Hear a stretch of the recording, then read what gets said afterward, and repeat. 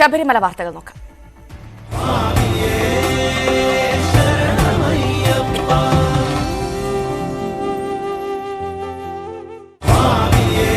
ശബരീശ ദർശനം നിങ്ങൾക്കായി സമർപ്പിക്കുന്നത് വ്രതശുദ്ധിയുടെയും നന്മയുടെയും നാളുകൾ പരിശുദ്ധമാക്കാം മിൽമയ്ക്കൊപ്പം.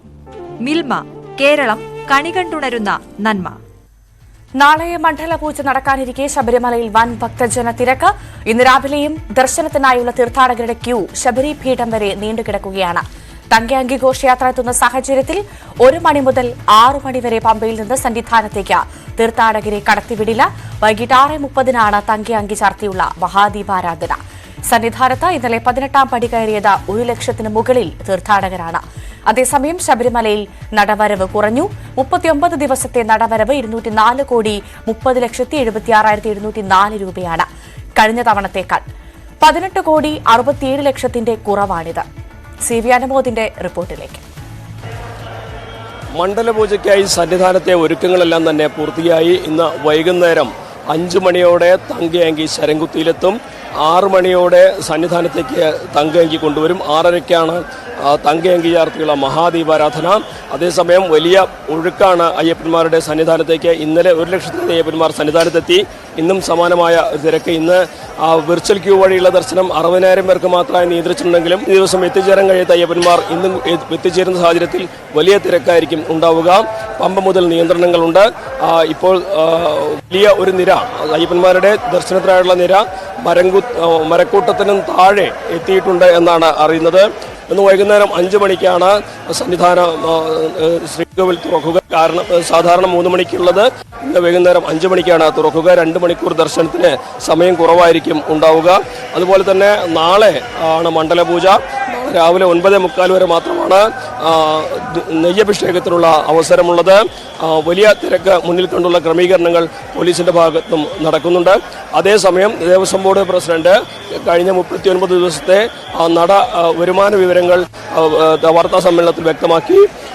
കഴിഞ്ഞ വർഷത്തേക്കാൾ 18 കോടി രൂപയുടെ കുറവാണ് ഈ തവണ ഉണ്ടായിട്ടുള്ളത് എന്നാണ് അദ്ദേഹം പറഞ്ഞത്. പക്ഷേ സന്നിധാനത്തെ മൊത്തം കടകളുടെ ലേലത്തുക എല്ലാം കൂടി കണക്കാക്കി വരുമ്പോൾ ഈ ഒരു കുറവ് മറികടക്കാൻ കഴിയുമെന്നും ആ കണക്കുകൾ ശേഖരിച്ച് ക്രമീകരിക്കുന്നേ ഉള്ളൂ എന്നാണ് അദ്ദേഹം വ്യക്തമാക്കിയത്. 204 കോടി 30,76,704 204 കോടി 30,76,704 204 30 76 704 704. കഴിഞ്ഞ വർഷം 222 കോടി 98,70,250 222 98 70 250. വ്യത്യാസം 18 കോടി 67,93,546 18 67 93 546. വലിയ തിരക്ക് മുന്നിൽ കണ്ടെന്നുള്ള ക്രമീകരണങ്ങളാണ് സന്നിധാനത്തുള്ളത്. നാളെ മണ്ഡലപൂജ കൂടി പൂർത്തിയാവുന്നതോടെ 41 ദിവസത്തെ മണ്ഡലകാലത്തിന് സമാപനമാകും. നാളെ രാത്രി 10:50 ഹരിവരാസനം ചൊല്ലി നടയടയ്ക്കുന്നതോടെ മണ്ഡലകാലം പൂർത്തിയാകും. തുടർന്ന് 30-ാം തീയതിയാണ് മകരവിളക്ക് തീർത്ഥാടനത്തിനായി ശബരിമല വീണ്ടും തുറക്കുക. KP ധനുഷിനൊപ്പം CB അനുമോദ്, ന്യൂസ് 18. മണ്ഡലപൂജയ്ക്കൊരുങ്ങി ശബരിമല സന്നിധാനം. ആറന്മുള ക്ഷേത്രത്തിൽ നിന്നുള്ള തങ്കയങ്കി ഇന്ന് വൈകിട്ട് സന്നിധാനത്തെത്തും. ബുധനാഴ്ച രാവിലെ 10:30-നും 11:30-നും ഇടയിലുള്ള മുഹൂർത്തത്തിലാണ് മണ്ഡലപൂജ. മണ്ഡലകാല തീർത്ഥാടനത്തിന് പരിസമാപ്തി കുറിക്കുന്ന ദിവസമാണ് മണ്ഡലപൂജ. തിരുവിതാംകൂർ രാജകുടുംബം അയ്യപ്പന് സമർപ്പിച്ച തങ്കയങ്കി ചാർത്തിയുള്ള പൂജയാണ് ഈ ദിവസത്തെ സവിശേഷത. വർഷത്തിലൊരിക്കൽ മാത്രമേ ഇത് ശബരിമല സന്നിധാനത്ത് കൊണ്ടുവരികയുള്ളൂ. മണ്ഡലപൂജയ്ക്ക് തലേ ദിവസം വൈകിട്ട് ദീപാരാധനയ്ക്കും മണ്ഡലപൂജ സമയത്തും മാത്രമേ തങ്കയങ്കി അയ്യപ്പ വിഗ്രഹത്തിൽ ചാർത്തു. 26-ാം തീയതി വൈകുന്നേരം 5 മണിക്ക് നട തുറന്ന് ഈ തങ്കയങ്കി സ്വീകരിക്കാൻ വേണ്ടി ബന്ധപ്പെട്ട അധികൃതർ ഇവിടുന്ന് പോയി സ്വീകരിച്ചുകൊണ്ട് വന്ന് 26-ാം തീയതി വൈകുന്നേരത്തെ ദീപാരാധന തങ്കയങ്കി ചാർത്തിയുള്ള ഒരു വിശേഷാൽ ദീപാരാധനയായിരിക്കും. തങ്ക അങ്കി ചാർത്തി ദീപാരാധന എന്നുള്ളതാണ് അതിൻ്റെ ഒരു പ്രധാന ഇത്. അപ്പോൾ അത് കൊട്ടാരത്തിൽ നിന്ന് കൊണ്ടുവന്ന് പിന്നെ അതിൻ്റെ മറ്റു കാര്യങ്ങൾ പതിവ് പോലെ ഇപ്പോൾ കഴിഞ്ഞ വർഷം വരെ നടന്ന അതേ രീതിയിൽ തന്നെ, അതേ രീതിയിൽ എന്ന് പറഞ്ഞാൽ അതിലും ഭംഗിയാക്കുവാനായിട്ട് എല്ലാ ഭാഗത്തു നിന്നുള്ള ശ്രമങ്ങളും ഇതും നടന്നു വരികയാണ്. 1973 ചിത്തിര തിരുനാൾ ബാലരാമവർമ്മ 451 പവൻ തൂക്കമുള്ള തങ്കയങ്കി അയ്യപ്പന് സമർപ്പിച്ചത്. ആറന്മുള ക്ഷേത്രത്തിൽ നിന്നും ഘോഷയാത്രയായാണ് തങ്കയങ്കി സന്നിധാനത്തേക്ക് കൊണ്ടുവരിക. അയ്യപ്പ വിഗ്രഹത്തിന്റെ അതേ മാതൃകയിലാണ് തങ്കയങ്കി. അതേ രൂപത്തിൽ തന്നെയാണ് വന്നിരിക്കുന്നത്. ഇത് സ്വർണ്ണ പീഠവും കിരീടവും തങ്കയങ്കി, പീഠം, പാദകം, മാടകി, കയ്യുട, മുഖം, കിരീടം എല്ലാം അതിനകത്തുണ്ട്. അപ്പൊ അങ്ങനെയാണ് അത് കൊണ്ടുവരുന്നത്. വൈകുന്നേരം 5:30 ശരംകുത്തിയിൽ വെച്ച് തിരുവിതാംകൂർ ദേവസ്വം ബോർഡിന്റെ നേതൃത്വത്തിൽ ആചാരപൂർവ്വം സ്വീകരിച്ച് ക്ഷേത്രത്തിലേക്ക് ആനയിക്കും. ദേവസ്വം ബോർഡ് പ്രസിഡന്റും അംഗങ്ങളും ചേർന്ന് 18ാം പടിക്ക് മുകളിലായി കൊടിമരത്തിന് മുന്നിൽ വെച്ച് തങ്കയങ്കിയെ സ്വീകരിക്കും. 6:30 തങ്കയങ്കി ചാർത്തിയുള്ള മഹാദീപാരാധന. അന്ന് രാത്രി നടയടയ്ക്കും വരെ ഭക്തർക്ക് തങ്കയങ്കി ചാർത്തിയ അയ്യപ്പ വിഗ്രഹം കാണാം. നാളെ ഉച്ചയ്ക്ക് 10:30 11:30 മധ്യയുള്ള മുഹൂർത്തത്തിലാണ് തങ്കയങ്കി ചാർത്തിയുള്ള മണ്ഡലപൂജ. അന്ന് രാത്രി ഹരിവരാസനം പാടി നടയടയ്ക്കുന്നതോടെ മണ്ഡലകാല തീർത്ഥാടനത്തിന് പരിസമാപ്തി. പിന്നീട് ഈ മാസം 30 വൈകുന്നേരം 5 മണിക്ക് നട തുറക്കുന്നതോടെ മകരവിളക്ക് ഉത്സവകാലത്തിന് തുടക്കമാകും. ന്യൂസ് 18 സന്നിധാനം. പമ്പയിൽ വാഹനങ്ങൾ പാർക്ക് ചെയ്യാൻ അനുവദിച്ചാൽ വാഹനങ്ങൾ വഴിയിൽ തടയുന്ന പ്രശ്നം പരിഹരിക്കാമെന്ന് Devaswom board president PS Prashanth പറഞ്ഞു. പമ്പയിലെ പാർക്കിംഗ് സംബന്ധിച്ച് 2 ആഴ്ച മുൻപ് അപേക്ഷ നൽകിയിട്ടും കോടതി ഇടപെടാതിരിക്കുന്നത് സങ്കടകരമാണെന്നും പ്രശാന്ത് പറഞ്ഞു. 11 മണിക്ക് ശേഷം വരുന്ന ആളുകളെ നമുക്ക് നിലയ്ക്കൽ നിന്ന് കയറ്റിവിടാൻ പറ്റില്ല. കാരണം നമ്മൾ 5 മണിക്കാണ് ഇവിടെ നട തുറക്കുന്നത്. നാളെ ഇതില്ല, കുഴപ്പമില്ല. നാളെ ഇപ്പോൾ നമുക്ക് 3 മണിക്ക് തന്നെ തുറക്കുകയില്ലേ. നാളെ 3 മണിക്ക് തുറക്കുകയില്ലേ. കുറേ അങ്ങനെ ഉണ്ട്. കുറേ ഇപ്പോൾ നമുക്കറിയാം തമിഴ്നാട്, ആന്ധ്ര അങ്ങനെയുള്ള പ്രദേശങ്ങളിൽ നിന്ന് എത്തുന്നവർ ഈ തങ്കയങ്കി ദീപാരാധന വേണ്ടി കണ്ടേ ഇറങ്ങൂ എന്നുള്ളൊരു താല്പര്യമുണ്ട് അവർക്ക്. ഇതിപ്പോൾ നമുക്ക് ഇവരോട് അഭ്യർത്ഥിക്കാനല്ലേ പറ്റുള്ളൂ. നമുക്ക് മറ്റെന്തെങ്കിലും ചെയ്യാൻ പറ്റില്ല. അപ്പോൾ പരമാവധി നമ്മൾ അഭ്യർത്ഥിക്കാൻ ശ്രമിക്കുന്നുണ്ട്. പക്ഷേ അവരുടെ ഒരു താല്പര്യമാണ്. നമുക്ക് അവരെ എങ്ങനെയാണ് നമുക്കത് ശാസിക്കാനോ അല്ലെങ്കിൽ മറ്റു കാര്യങ്ങൾക്ക് നടത്താം. ദേവസ്വം ബോർഡും പോലീസും തമ്മിൽ ഒരു ശീതസമരവുമില്ല. മണ്ഡലകാല മകരവിളക്ക് മഹോത്സവം നന്നായി നടത്തണമെങ്കിൽ പോലീസിൻ്റെ സഹായമില്ലാതെ പറ്റില്ല. അതിൽ പോലീസിൻ്റെ സഹായം അടിയന്തരമായി കൂടിയേ തീരൂ. അത് പരമാവധി അവർ തരുന്നുണ്ട് എന്ന് തന്നെയാണ് ഞങ്ങളുടെ പ്രതീക്ഷ. ഈ പാർക്കിങ്ങുമായി ഇപ്പം നമുക്ക് ഈ എരുമേലിയിലും പിന്നെ അവിടെയൊക്കെ പിടിച്ചിടേണ്ടി വരുന്നു എന്ന് പറയുന്നു. ശരിയാണ്. അതിൻ്റെ പ്രധാനപ്പെട്ട പ്രശ്നം എന്താ? നിലയ്ക്കലിൽ പാർക്കിംഗ് വലിയ വാഹനങ്ങൾ നിറയുമ്പോഴാണ്, അല്ലേ? നിലയ്ക്കൽ ഇപ്പോൾ 7000-ഓളം പാർക്കിംഗ് സൗകര്യങ്ങളുണ്ട്. കഴിഞ്ഞ 10 ദിവസം മുമ്പ് ഞങ്ങൾ വീണ്ടും ബോർഡ് കൂടി ഈ 2500 വാഹനങ്ങൾക്ക് കൂടി പാർക്കിംഗ് ഹിൽ ടോപ്പിൽ നൽകണമെന്നാവശ്യപ്പെട്ടുകൊണ്ട് വീണ്ടും റിവ്യൂ ഫയൽ ചെയ്തു. അത് ഇതുവരെ കോടതി അനുവദിച്ചിട്ടില്ല എന്നുള്ളത് സങ്കടകരമാണ്. ആ പ്രശ്നം ഒന്ന് പരിഹരിച്ചാൽ സത്യത്തിൽ ഈ 2500 വാഹനങ്ങൾ ഇവിടേക്ക്, ചെറിയ വാഹനങ്ങൾ ഇവിടേക്ക് വന്നാൽ അവിടെ 2000-ഓളം വാഹനങ്ങൾക്ക് നിലയ്ക്കലിൽ അധികമായി ചെയ്യാൻ സാധിക്കും. ആ 2000 വാഹനങ്ങൾ കൂടി നിലയ്ക്കലിൽ ക്രമീകരിക്കാൻ പറ്റിയാൽ ഈ പറയുന്ന എരുമേലിയിലും കോട്ടയത്തൊന്നും പിടിച്ചിടേണ്ടി വരില്ല. ശബരിമലയിൽ ട്രാക്ടർ മറിഞ്ഞ അപകടം. പാണ്ടിത്താവളത്തിന് സമീപമുള്ള മാങ്കുണ്ട അയ്യപ്പ നിലയത്തിലാണ് അപകടമുണ്ടായത്. അരികയറ്റി വന്ന ട്രാക്ടറാണ് അപകടത്തിൽപ്പെട്ടത്. പരിക്കേറ്റ 3 പേരെ ആശുപത്രിയിലേക്ക് മാറ്റി. ആരുടെയും പരിക്ക് ഗുരുതരമല്ല.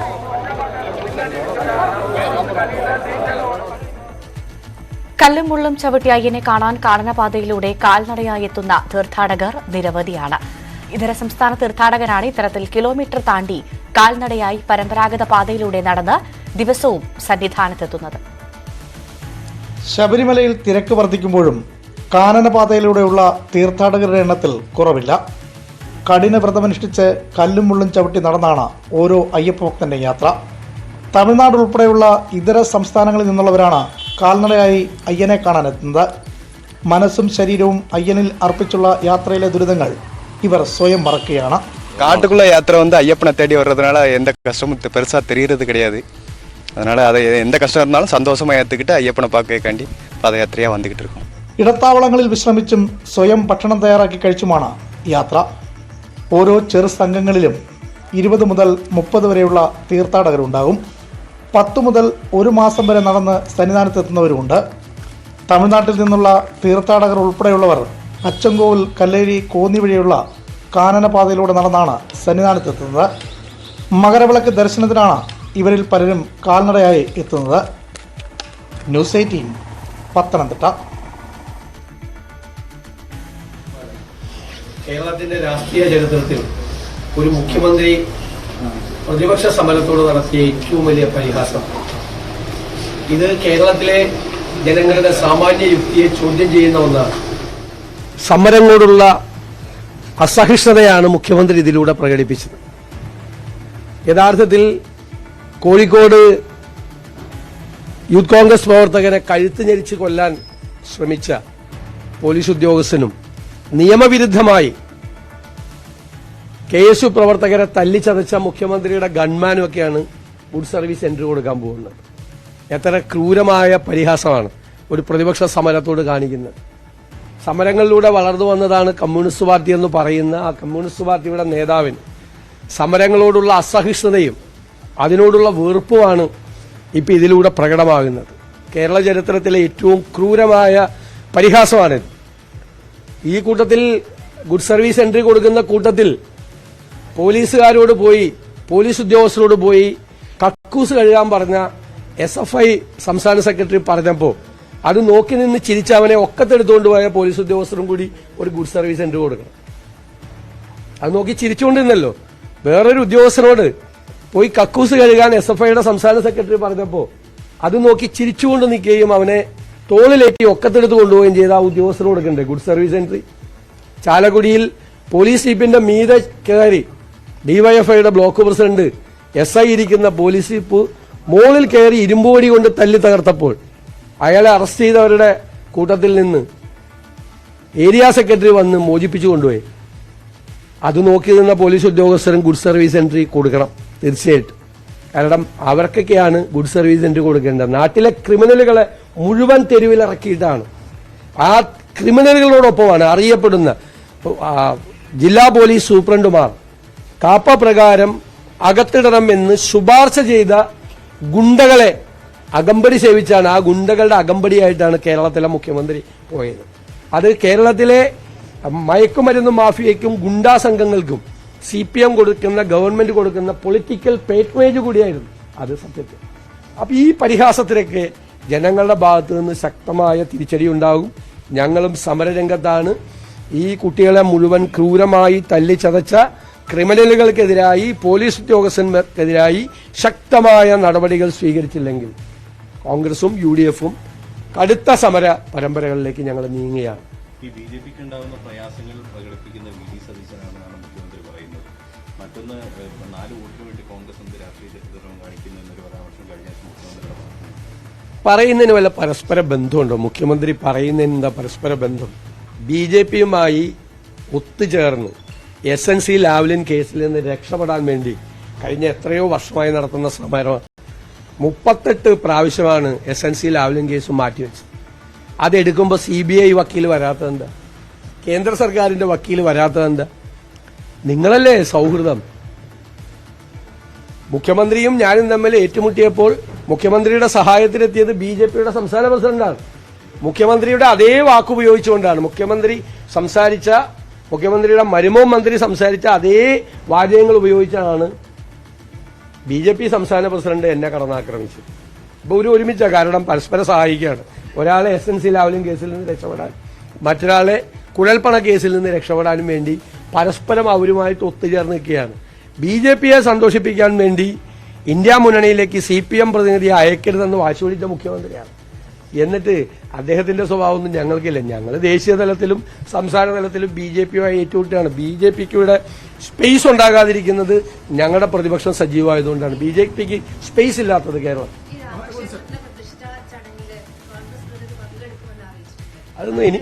അത് എല്ലാവരെയും വിളിച്ചിട്ടുണ്ട്. സീതാറാം യെച്ചൂരിയെ വിളിച്ചിട്ടുണ്ട്. അദ്ദേഹം പങ്കെടുക്കുമെന്ന് അന്വേഷിച്ചു. അല്ലല്ല, അതൊക്കെ ദേശീയ തലത്തിൽ എനിക്കറിയില്ല. അതിനെ സംബന്ധിച്ചിട്ടുള്ള എനിക്കറിയില്ല. ഞാൻ ഈ വിവരം അറിഞ്ഞിട്ടില്ല. അത് ദേശീയ തലത്തിലാണ് അതിനെക്കുറിച്ച് അഭിപ്രായ പ്രകടനം നടത്തേണ്ടത്. ഇവിടെ ആരും എന്തായാലും പോകുന്നില്ല കേരളത്തിൽ നിന്ന്. ഒരു വിഷയം കൂടി പറയട്ടെ. BJP ഇപ്പോൾ ക്രിസ്മസ് ആയിട്ട് എല്ലാവരുടെയും വീട്ടിൽ കേക്കായിട്ട് ഇറങ്ങിയിരിക്കുകയാണ്. കഴിഞ്ഞ ഒരു വർഷം നടന്നത് ഈ രാജ്യത്തിന്റെ ചരിത്രത്തിലെ ഏറ്റവും വലിയ ക്രൈസ്തവർക്ക് നേരെയുള്ള ആക്രമണം നടന്ന വർഷമാണ്. നവംബർ 30 വരെ 684 ക്രൈസ്തവരെയാണ് ആക്രമിച്ചിട്ടുള്ളത്. മണിപ്പൂരിൽ സംഘപരിവാർ കത്തിച്ചു കളഞ്ഞത് 254 പള്ളികളാണ്, മതസ്ഥാപനങ്ങളാണ്. ഇപ്പോൾ ഈ ക്രിസ്മസ് ആഘോഷവേളയിൽ സ്കൂളുകളിൽ ഒരിക്കലും ക്രിസ്മസ് ആഘോഷങ്ങൾ പാടില്ല എന്ന് പറഞ്ഞ് സമരം ചെയ്യാണ് സംഘപരിവാർ. രാജ്യവ്യാപകമായി മതപരിവർത്തന വിരുദ്ധ നിയമമുണ്ടാക്കി ക്രൈസ്തവരെ വേട്ടയാടുകയാണ്, ക്രിസ്മസ് ആരാധനകൾ തടസ്സപ്പെടുത്തുകയാണ്. എന്നിട്ട് കേരളത്തിൽ ആട്ടിൻ തോലിട്ട ചെന്നായെ പോലെ കേരളത്തിലെ BJP നേതാക്കന്മാർ ഈ അരമനകളിലും സാധാരണ ക്രൈസ്തവരുടെ വീടുകളിലേക്കും കയറി ചെല്ലുകയാണ്. കേരളത്തിലെ ക്രൈസ്തവർ അത് കൃത്യമായി അവർക്ക് ബോധ്യപ്പെടുമെന്ന കാര്യത്തിൽ യാതൊരു സംശയമില്ല. അല്ല, പ്രധാനമന്ത്രിയോട് ആളുകൾ സംസാരിക്കുന്നതിന് സംസാരിക്കാൻ പാടില്ല എന്ന് പറയും. ഇന്ത്യയുടെ പ്രധാനമന്ത്രിയല്ലേ, ഇന്ത്യയുടെ പ്രധാനമന്ത്രിയോട് അവർക്ക് സംസാരിക്കേണ്ടി വരും. പ്രധാനമന്ത്രി കാണണം എന്ന് പറയാൻ കാണാതിരിക്കാൻ പറ്റും. ഇവിടെ മുഖ്യമന്ത്രി പറയുമ്പോൾ അവർ പോയി കാണുന്നില്ല. അതിലൊന്നും അവര് ചർച്ച ചെയ്യണമല്ലോ, കാരണം അവർക്ക് സംരക്ഷണം വേണമല്ലോ. അവർക്ക് അവരുടെ പ്രശ്നങ്ങൾ അവതരിപ്പിക്കാൻ കിട്ടുന്ന അവസരം എന്തിനാണ് അവർ വിനിയോഗിക്കാതിരിക്കുന്നത്? ഞങ്ങൾക്ക് അവർ പോകുന്നതിന്, പ്രധാനമന്ത്രി വിളിച്ചാൽ അവർ പോകുന്നതിലൊന്നും ഞങ്ങൾക്ക് വിരോധമല്ലോ. പക്ഷേ ഇതെല്ലാം കഴിഞ്ഞിട്ടാണ് 254 ദേവാലയങ്ങൾ കത്തിച്ചു കളഞ്ഞിട്ടാണ്. ഒരു ദിവസം 2 ക്രൈസ്തവർക്ക് നേരെയാണ് ആക്രമണം നടക്കുന്നത്. എല്ലായിടത്തും സംഘപരിവാർ ശക്തികൾ ക്രൈസ്തവർക്ക് നേരെ രാജ്യവ്യാപകമായി ആക്രമണം നടത്തുമ്പോഴാണ് കേരളത്തിലെ BJPക്കാർ ആട്ടിൻ തോലിട്ട് ചെന്നായെ പോലെ ഇവരുടെ അടുത്തേക്ക് ചെല്ലുന്നത്. അതിനുള്ള വിശദീകരണം അവർ കൊടുക്കട്ടെ. കേരളത്തിലെ ഒന്നും കാര്യമില്ല. പലരും അങ്ങോട്ടും ഇങ്ങോട്ടൊക്കെ പാർട്ടിയിൽ നിന്നൊക്കെ അങ്ങോട്ടും ഇങ്ങോട്ടും ആരെങ്കിലും രാഷ്ട്രീയ പാർട്ടി, ഒരു രാഷ്ട്രീയ പാർട്ടി CPM-ൽ നിന്ന് എത്ര പേര് ഇപ്പോൾ കോൺഗ്രസിൽ ചേരുന്നുണ്ട്, പലരും പ്രാദേശിക തലത്തിൽ. അതൊക്കെ രാഷ്ട്രീയ പാർട്ടികളിൽ നിന്നൊക്കെ അഭിപ്രായ വ്യത്യാസം ഉണ്ടായതിനും മാറ്റി നിർത്തിയ ആളുകൾ പല പാർട്ടിയിലും, എല്ലാ പാർട്ടിയിലും പോകുന്നില്ല. അത് ഹമാസ് നിലപാടിൽ ശശി തരൂർ ഉറച്ചുനിൽക്കുകയാണ്. ലീഗിന്റെ പരിപാടിയിൽ പങ്കെടുത്ത അതേ അഭിപ്രായം തന്നെയാണ് ഇപ്പോഴുള്ളതെന്ന് അദ്ദേഹം അത് വ്യക്തമാക്കിയതാണല്ലോ. അദ്ദേഹം കോൺഗ്രസ് എടുത്തിരിക്കുന്ന തീരുമാനം സ്വതന്ത്ര പാലസ്തീന് വേണ്ടിയിട്ടുള്ള ശക്തമായ നിലപാടെടുക്കാനാണ് കോൺഗ്രസ് തീരുമാനം. കോൺഗ്രസ് വർക്കിംഗ് കമ്മിറ്റിയുടെ റെസൊല്യൂഷനാണ് അത്. VD സതീശനും ശശി തരൂരിനും ഒരുപോലെ ബൈൻഡിംഗ് ആണ്. ഞങ്ങൾക്ക് ആർക്കും അതിൽ നിന്ന് വ്യത്യസ്തമായ അഭിപ്രായം പറയാൻ പറ്റില്ല. കോൺഗ്രസ് റെസൊല്യൂഷനിൽ എഴുതി വെക്കാത്തൊരു കാര്യം എനിക്ക് പറയാൻ പറ്റും, ശശി തരൂരിന് പറയാൻ പറ്റും, ആർക്കും പറയാൻ പറ്റില്ല. അതിന്റെ പേരിലൊന്നും വിവാദം വേണ്ട. അദ്ദേഹം അത് കൃത്യമായ വ്യക്തത വരുത്തിയ കേസാണ്. ആക്രമിച്ച സംഭവത്തിൽ ഏറെ വൈകിയാണ് കോടതി നിർദ്ദേശം ഉണ്ടായിട്ട് പോലും കുറുപ്പുംപടി പോലീസ് കേസെടുക്കുന്നത്. പക്ഷെ അതേസമയം ഈ മാധ്യമപ്രവർത്തകരെ അടക്കം പ്രതി ചേർക്കാൻ പോലീസ്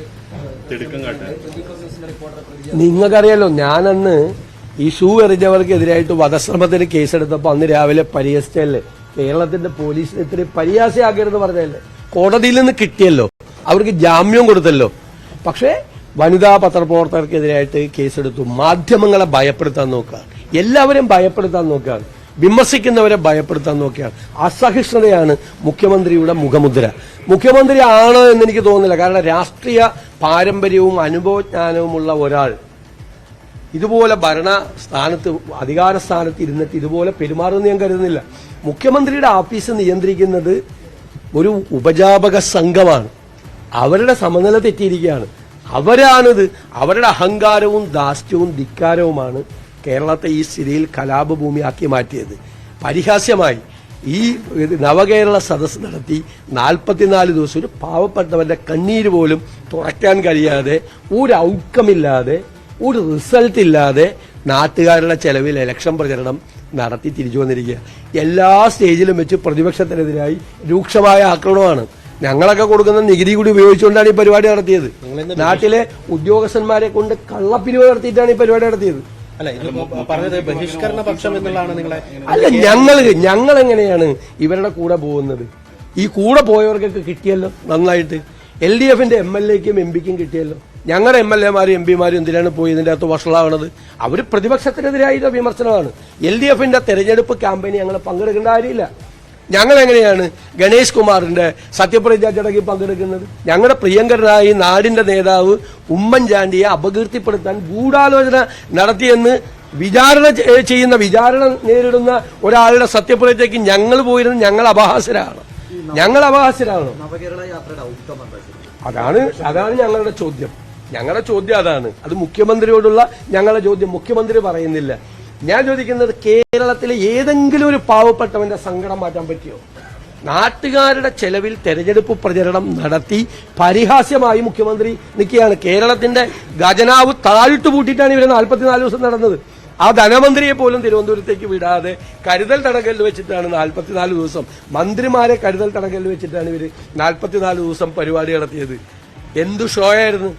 ഞാൻ മറ്റേ തദ്ദേശ മന്ത്രി പറഞ്ഞതുപോലെ ഷോയുടെ കൂടെ വേറെ പേരൊന്നും ചേർക്കുന്നില്ല.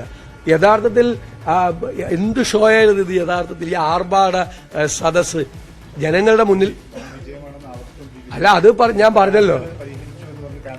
ഏത് പ്രശ്നമാണ് പരിഹരിച്ചത്? ഏത് പ്രശ്നമാണ് പരിഹരിച്ചത്? അതിനു മുമ്പ് ഞാൻ ചെയ്യട്ടെ, 5 മാസം മുമ്പ് മന്ത്രിമാര് വന്ന് പരാതി മേടിച്ചല്ലോ അദാലത്ത് നടത്തിയിട്ട്. ലക്ഷക്കണക്കിന് പരാതികളുണ്ടല്ലോ. ആ പരാതി ചാക്കി കെട്ടി വെച്ചിരിക്കല്ലേ. അതിൽ നിന്നൊരു പരാതി തുറന്നു നോക്കി പരിഹാരം ഉണ്ടാക്കിയിട്ടില്ല.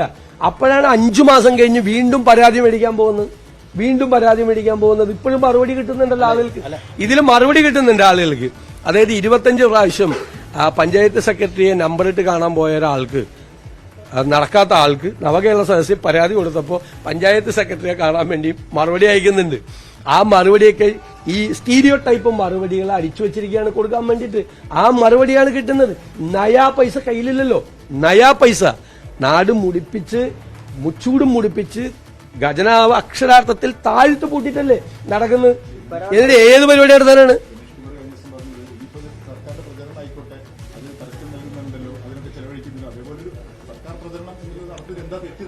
അപ്പൊ സർക്കാർ പ്രചരണമാണെന്ന് സമ്മതിച്ചല്ലോ നിയുക്ത മന്ത്രി. ഞങ്ങൾ പറഞ്ഞ അത് തന്നെയാണ്.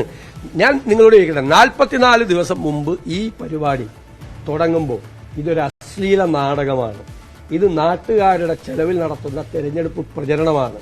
ഇത് കള്ളപ്പിരിവ് നടത്തി, വ്യാജപ്പിരിവ് നടത്തി, ഉദ്യോഗസ്ഥന്മാരെ കൊണ്ടും ഭരണം ദുരുപയോഗിച്ചുകൊണ്ടും നടത്തുന്ന തെരഞ്ഞെടുപ്പ് പ്രവർത്തനമാണ്. ഈ വേദി ഉപയോഗിക്കാൻ പോകുന്നത് പ്രതിപക്ഷത്തിനെതിരായിട്ടുള്ള പ്രചരണം നടത്താനാണ്. മനസ്സിലായില്ലേ? കേരളത്തിൽ എന്റെ ഭരണസിരാ കേന്ദ്രത്തിൽ നിന്ന് 44 മന്ത്രിമാർ മാറി നിന്നാൽ വിവിധ വിഷയങ്ങളിൽ പ്രതികരിക്കുകയായിരുന്നു പ്രതിപക്ഷ നേതാവ് വി.ഡി. സതീശൻ. തത്സമയമാണ് പ്രേക്ഷകർ കണ്ടത്. ഒരു ഇടവേള.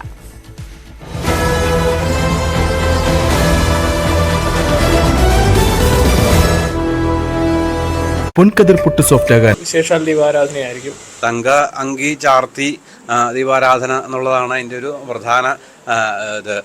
അപ്പോൾ അത് കൊട്ടാരത്തിൽ നിന്ന് കൊണ്ടുവന്ന് പിന്നെ അതിൻ്റെ മറ്റു കാര്യങ്ങൾ പതിവ് പോലെ ഇപ്പോൾ കഴിഞ്ഞ വർഷം വരെ നടന്ന അതേ രീതിയിൽ എന്ന് പറഞ്ഞാൽ അതിലും ഭംഗിയാക്കുവാനായിട്ട് എല്ലാ ഭാഗത്തു നിന്നുള്ള ശ്രമങ്ങളും ഇതും നടന്നു വരികയാണ്.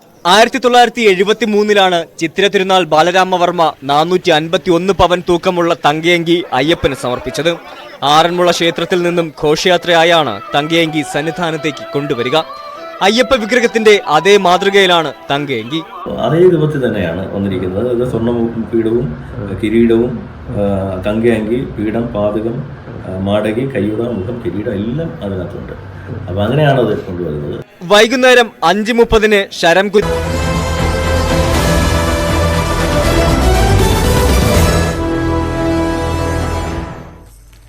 തിരികെ വാർത്തയിലേക്ക്. തിരുവനന്തപുരം പൊന്മുടിയിൽ പുലി ഇറങ്ങി. പൊന്മുടി പോലീസ് സ്റ്റേഷന് മുന്നിലാണ് പുലിയെ കണ്ടത്.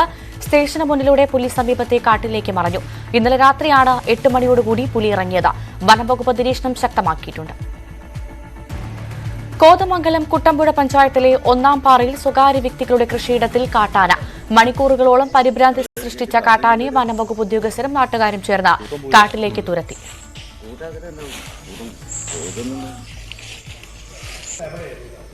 എവിടെ എറിഞ്ഞത്?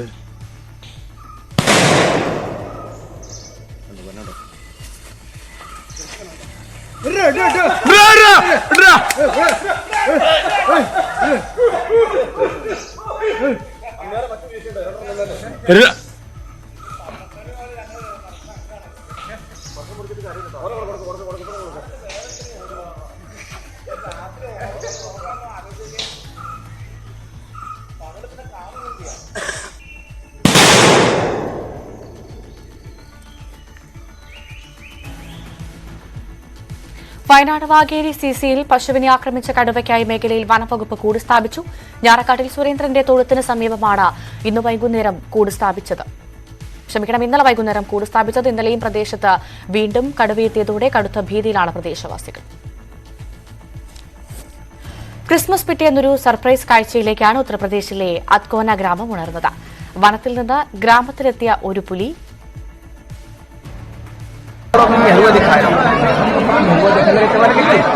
चलो ठीक है, देख लिया बेटा।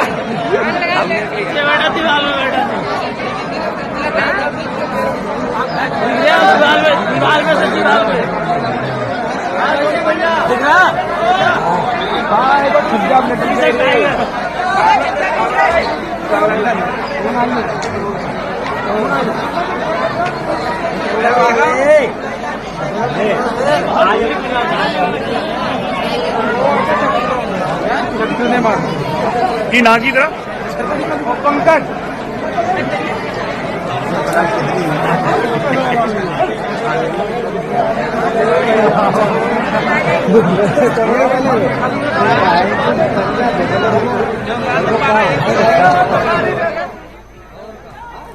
പീലിഭിത്ത് ജില്ലയിലെ ടൈഗർ റിസർവ് വനത്തിൽ നിന്ന് രാത്രിയോടുകൂടിയാണ് പുലി ഗ്രാമത്തിലെത്തിയത്. ഗുരുദ്വാരയുടെ മതിലിൽ ഉറങ്ങിപ്പോയ പുലിയും കണ്ണു തുറന്നപ്പോൾ ഞെട്ടി. ഇപ്പോൾ പുലിയെ കാണാൻ ചുറ്റും ജനക്കൂട്ടമാണ്.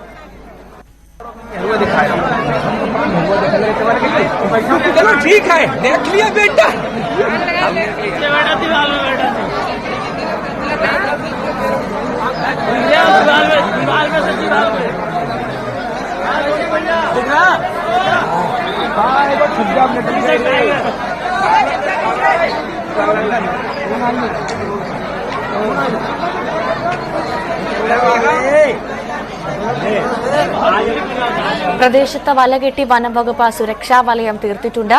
പോലീസും സ്ഥലത്തെത്തിയിട്ടുണ്ട്.